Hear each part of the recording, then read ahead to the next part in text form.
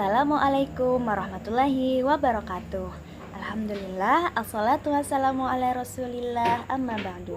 Bagaimana kabar kalian adik-adik? Masih semangat belajar? Alhamdulillah, semangat terus ya. Nah, masih ingat pembelajaran kita minggu kemarin? Pada minggu yang telah lalu, kita membahas mengenai membudayakan pola hidup sederhana dan menyantuni kaum duafa, di mana kita sudah menelaah beberapa surah, yaitu Quran Surah Al-Furqan ayat 67 dan Quran Surah Al-Isra ayat 26 sampai dengan 30. Di mana dari pembelajaran itu kita mendapatkan beberapa hikmah. Yang pertama, kita dianjurkan untuk berderma kepada kaum miskin, kaum kerabat, dan kaum duafa. Dan kita dilarang untuk bersikap boros dan pelit dalam membelanjakan harta. Masih dalam bab atau tema yang sama, pada pertemuan kita kali ini kita akan membahas Quran Surah Al-Qasas ayat 79 sampai dengan 82 dan Quran Surah Al-Ma'un ayat 1 sampai dengan 7 dan beberapa hadis Nabi yang berkaitan dengan pola hidup sederhana dan menyantuni kaum duafa. Baik, untuk mempersingkat waktu, langsung saja kita mulai pembelajaran kita pada hari ini dengan mengucapkan basmalah. Bismillahirrahmanirrahim. Silahkan kalian simak video ini baik-baik sambil kalian buka buku Al-Quran hadis kalian, dan jangan lupa untuk mencatat bagian-bagian yang menurut kalian itu penting.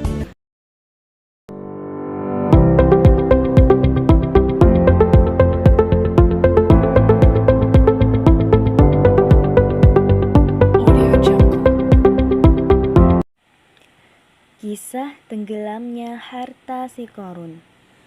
Qorun ditakdirkan menjadi orang yang memiliki segala-galanya.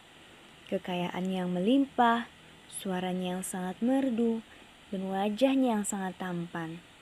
Dan seluruh orang-orang mengetahui hal ihwalnya. Namun meskipun demikian, karena kesombongannya, Qorun sangat senang memamerkan kekayaannya. Nah, sebelum kita melanjutkan kisah Qorun, yuk kita baca terlebih dahulu Quran Surah Al-Qasas ayat 79 sampai 82. A'udzu billahi minasyaitonir rajim. Bismillahirrahmanirrahim. فخرج على قومه في زينته قال الذين يريدون الحياة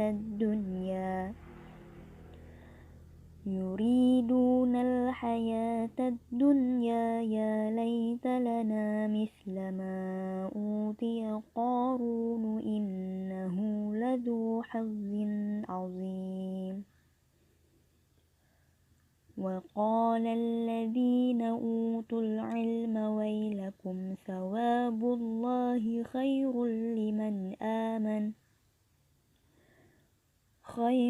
لمن آمن وعمل صالحا ولا يلقاها إلا الصابرون.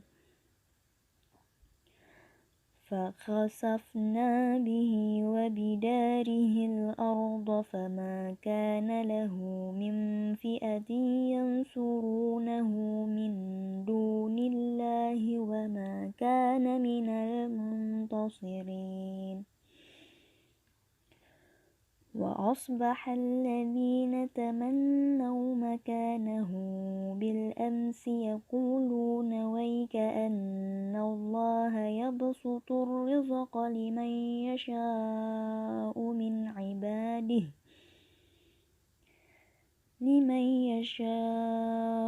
عباده ويقدر لولا أن من الله علينا لخسف بنا وكأنه لا يفلح الكافرون.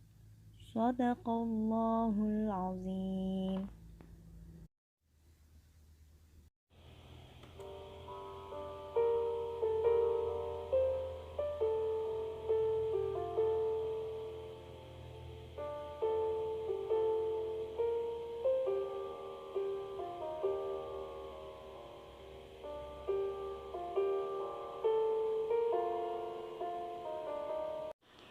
Ayat ini menyampaikan kisah Qarun untuk diambil pelajaran. Qarun dengan segala kemegahannya memukau sebagian manusia. Saat melihat kebesaran Qarun, sebagian manusia berangan-angan memiliki keberuntungan laksana Qarun. Mereka lah yang terpedaya dengan kemewahan dunia. Tetapi ada sebagian manusia yang kuat imannya. Mereka tidak tergoda oleh kemegahan yang dimiliki oleh Qarun. Bagi mereka pahala dan ridho Allah lebih dari segalanya. Mereka bersabar atas segala yang diberikan oleh Allah kepada mereka. Pada saat Allah menenggelamkan Qarun beserta semua hartanya dan tidak ada orang yang menolongnya, maka sebagian manusia menjadi tersadar akan kebesaran Allah, bahwa Allah lah yang memberi rezeki. Manusia tidak diperbolehkan untuk sombong, karena harta hanya titipan sang pemilik, yaitu Allah.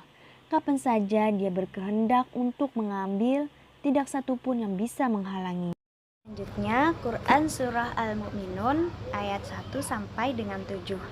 Yang dimana dalam Quran Surah ini memberikan pesan kepada seluruh umat Islam agar gemar untuk memberi santunan dan memberi bantuan kepada yang membutuhkan.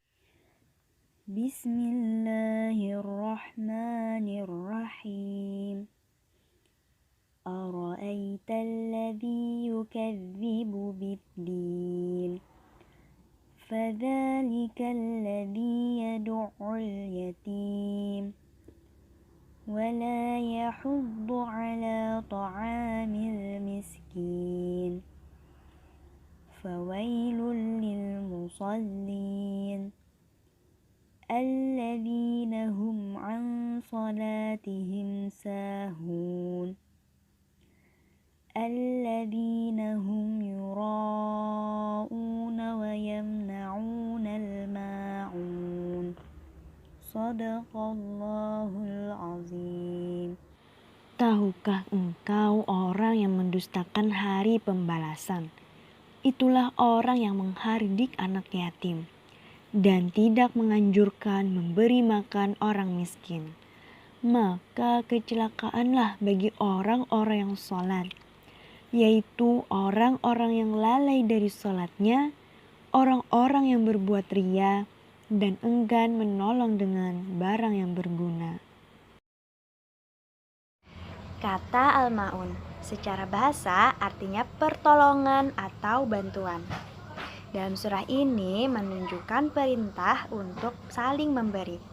Sekecil apapun bantuan yang kita berikan kepada orang lain akan memberikan pengaruh yang besar terhadap keimanan seseorang. Dalam Al-Quran surah Al-Mu'minun ini juga menjelaskan dua kriteria orang-orang yang mendustakan hari kiamat, yaitu yang pertama adalah orang-orang yang merendahkan kaum du'afa dan menyombongkan dirinya sendiri dan merasa dirinya lebih tinggi derajatnya dibandingkan dengan kaum du'afa.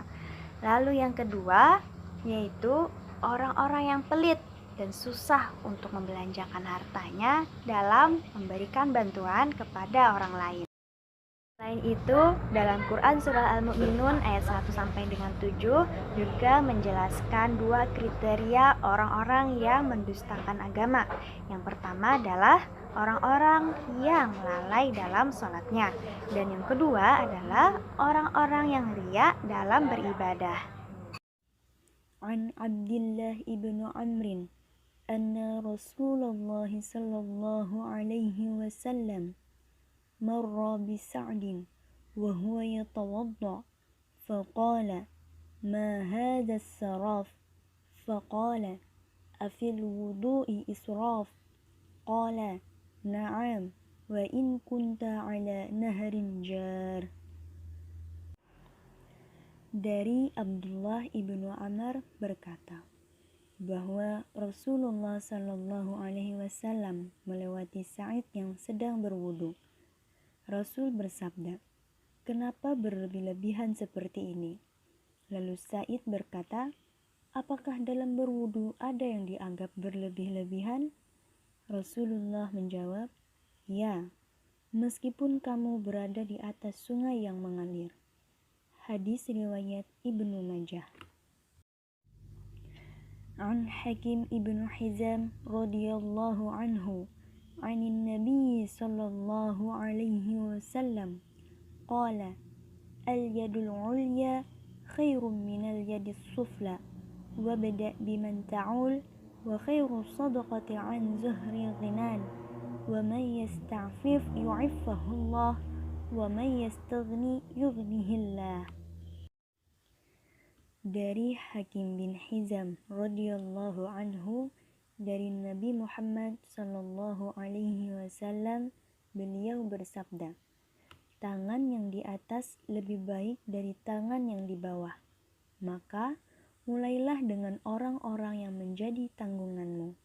Sebaik-baik sedekah adalah dari orang yang sudah cukup untuk kebutuhan dirinya. Maka siapa yang berusaha menjaga dirinya, Allah akan menjaganya. Dan siapa yang merasa cukup untuk dirinya, maka Allah akan mencukupkannya. Hadis riwayat Bukhari. Setelah kita mempelajari dari beberapa ayat Al-Quran dan hadis-hadis Nabi yang berkaitan dengan pola hidup sederhana dan menyantuni kaum du'afa, maka ada beberapa hal yang perlu kita amalkan dalam kehidupan sehari-hari. Yaitu yang pertama, tanamkan dalam diri kita bahwa harta yang mendatangkan manfaat dan juga berkah itu merupakan harta yang digunakan yang sesuai dengan petunjuk Allah.